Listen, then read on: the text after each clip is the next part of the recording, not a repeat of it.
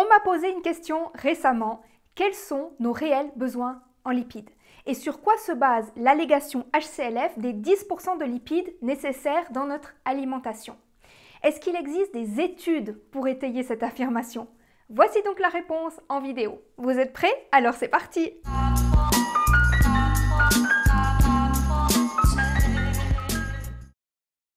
Avant qu'on me pose cette question, j'avais pour projet de vous faire une vidéo sur les huiles alimentaires. Donc, je vais en profiter pour faire d'une pierre deux coups. Vu que c'est un sujet assez complexe, je vais vous proposer un petit sommaire. Nous allons tout d'abord définir les différentes sortes de lipides. Puis nous verrons la consommation de graisse qui est recommandée dans une alimentation omnivore et pourquoi ce n'est pas une consommation adaptée à l'être humain. Ensuite, on se penchera sur les réels besoins de notre organisme en acides gras essentiels, évidemment études à l'appui. Et nous finirons par définir quelle doit être notre consommation quotidienne de lipides et surtout sous quelle forme. J'ai essayé comme d'habitude de vulgariser au maximum, j'espère que ça sera clair pour tout le monde. Sinon évidemment, n'hésitez pas à me laisser un petit commentaire. On commence tout de suite. La première chose à savoir, c'est que sur le même modèle que les acides aminés, il y a des graisses essentielles et non essentielles. Les graisses essentielles, qui sont les oméga 3 et les oméga 6, sont des acides gras insaturés. Ils sont uniquement présents dans l'alimentation et donc notre corps n'est pas capable de les fabriquer lui-même. Et même au sein des oméga 3, il n'y a que l'acide alpha-linolénique, connu sous l'appellation AAL, qui est essentiel, puisque les autres acides gras oméga 3 sont synthétisés par notre corps à partir de celui-ci. Et là, évidemment, je vous parle des EPA et des DHA, par exemple. Par contre, toutes les autres graisses, comme les acides gras saturés, présents dans les produits animaux, et les acides gras oléiques, appelés aussi oméga 9, qui sont présents dans les huiles, comme par exemple l'huile d'olive, ce sont des acides gras non essentiels, qui peuvent être fabriqués par notre organisme. Et il est donc tout à fait inutile, ou tout du moins superflu, d'en consommer dans son alimentation. À quoi vont nous servir les lipides dans notre corps? Au niveau macro, c'est une réserve d'énergie, donc du gras stocké sous forme de gras corporel qui nous servira de carburant d'urgence au cas où nous n'aurions plus de glucose à disposition sur une plus ou moins longue période. Les lipides sont également utilisés dans la structure de la membrane cellulaire, dans la production d'hormones, et le gras compose une partie du cerveau qu'on appelle matière blanche et qui constitue en fait la gaine de myéline qui entoure les axones des cellules nerveuses, ce qui va permettre la conduction de l'influx nerveux. À savoir qu'à l'âge d'1 an, le cerveau a déjà atteint les 2/3 de sa taille adulte. Dans une alimentation conventionnelle et donc omnivore, on recommande en général 30% de lipides. Ce qui est intéressant, c'est de se pencher sur pourquoi on recommande autant de graisse. Mais en réalité, c'est assez logique, parce que dans ces 30%, on a proportionnellement plus de chances de retrouver assez d'oméga 3 que si on mangeait moins de gras. Et encore plus de chances que le trop d'oméga 6 entre en compétition avec les oméga 3 et donc annule leurs effets. Parce que trop d'oméga 6 veut aussi dire que nos oméga 3 seront moins performants. Et dans l'alimentation conventionnelle omnivore, on trouve beaucoup d'oméga 6. Mais en comparaison, très peu d'oméga 3. Je vous ai fait toute une vidéo sur ce sujet. Je vous la mets juste ici au-dessus, dans le petit et en description. Donc l'important, c'est pas de savoir combien on mange de gras, mais d'où vient et de quoi le gras que l'on consomme est composé. Dans une alimentation conventionnelle omnivore, forcément qu'on va vous préconiser 30% de gras, vu que les produits animaux sont très gras en soi. Et en plus, ce sont des graisses saturées. Pour un omnivore lambda, il y aura environ, sur les 30%, 20% de gras qui va provenir des graisses animales saturées. Et du coup, il reste quoi? 10% de gras qui provient des végétaux. Niveau santé, il faut savoir que les graisses animales saturées augmentent de 16% le risque d'avoir des problèmes cardiovasculaires. Et au contraire, les graisses végétales réduisent de 12% le risque. On se retrouve donc avec un delta de 28. C'est pas rien.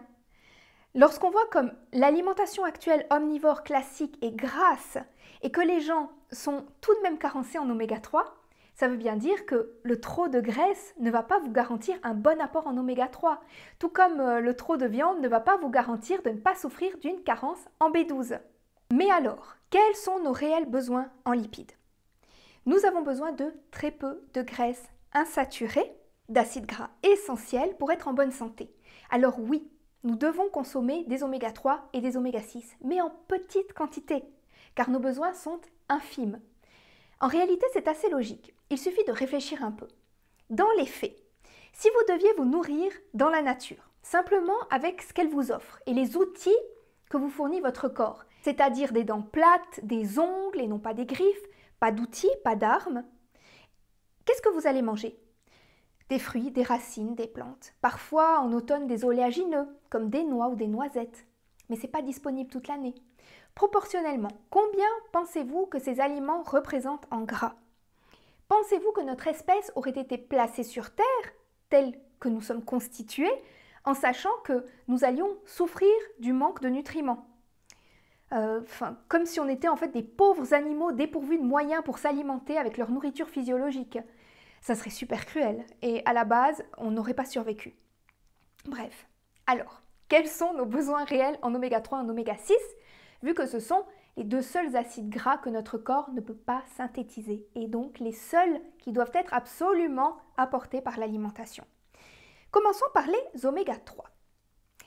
L'OMS ainsi que les organes de santé de plusieurs pays ont émis des recommandations au niveau de l'apport en oméga 3, sur la base tout simplement d'études dont je vous mettrai certaines en description. Il en résulte d'un comité réunissant des experts internationaux qu'un apport idéal en AAL, c'est-à-dire en oméga 3 essentiel, est de 0,7% des calories quotidiennes. Si à ça, par mesure de précaution, on ajoute des EPA et des DHA, on pourrait arriver à environ 1% des kilocalories quotidiennes, sachant que les EPA et DHA sont synthétisés à partir de l'AAL. En comparaison, l'Amérique du Nord a fixé le taux à 0,5%, donc encore moins. Et pour les plus soucieux, sachez que le corps humain n'a aucune difficulté à transformer les oméga 3 dérivés des plantes en DHA ou en d'autres acides gras oméga 3. Ça se passe dans le foie. Et ça va combler nos besoins, même pendant la gestation et l'enfance. Je vous mets une étude en description. Par précaution, à mon cabinet, je prescris des EPA et des DHA pour les femmes enceintes, mais c'est vraiment un principe de précaution. En ce qui concerne les oméga 6, l'apport optimal a été fixé à 2% des kilocalories quotidiennes. Certains experts recommandent même seulement 1%.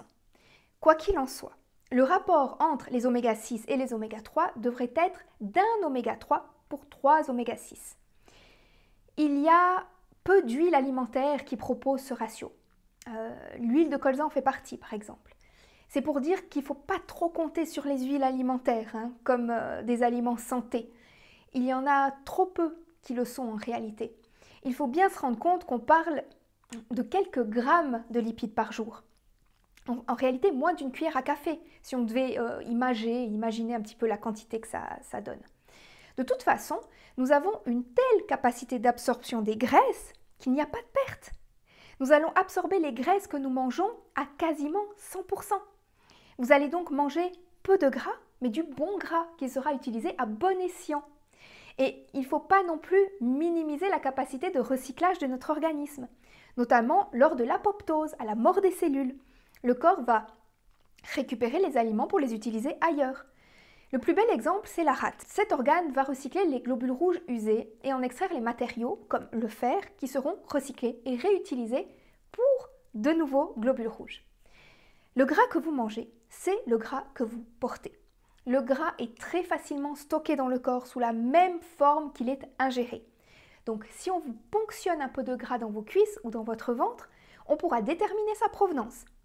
Sachez également que certains aliments qui nous paraissent sains ou qu'on appelle aliments minceurs sont en réalité très très gras.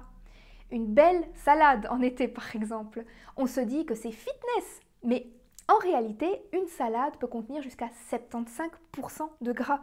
Si on compte l'huile qu'on trouve dans la vinaigrette, les graines que beaucoup ajoutent encore sur leur salade, on fait exploser le compteur des lipides. La salade verte, la salade de carottes, etc. sont très peu caloriques. Certes, ça je suis d'accord, mais la sauce est au contraire très calorique.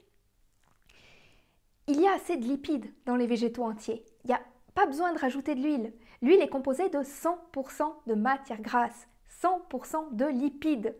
Et attention aux éoléagineux qui sont eux aussi très gras. Il y a des oméga 3 et d'autres acides gras dans les végétaux. Les acides gras sont naturellement présents dans les végétaux. Dans l'avoine, il y a 1,4 g de lipides aux 100 g. La mâche, le chou, la laitue sont riches en oméga 3, mais également le soja, les épinards, etc., etc. Vous pouvez aussi manger quelques noix de Grenoble de temps en temps. Bref, ce n'est pas les sources d'oméga 3 végétales qui manquent. Et si vraiment vous avez peur de manquer d'oméga 3, pour vous rassurer, vous pouvez vous tourner vers les compléments alimentaires à base d'algues. Pour les oméga 6, c'est encore plus simple. Il y en a dans le soja, dans le maïs, dans les céréales. L'important, c'est de manger des aliments entiers qui sont une synergie. Les lipides qu'ils contiennent sont accompagnés d'autres micronutriments qui facilitent l'absorption et l'utilisation de ces lipides par le corps. Parce que la nature est bien faite. Vouloir à tout prix consommer les micronutriments isolés n'est pas la meilleure solution, bien au contraire. Via Felicia à tous!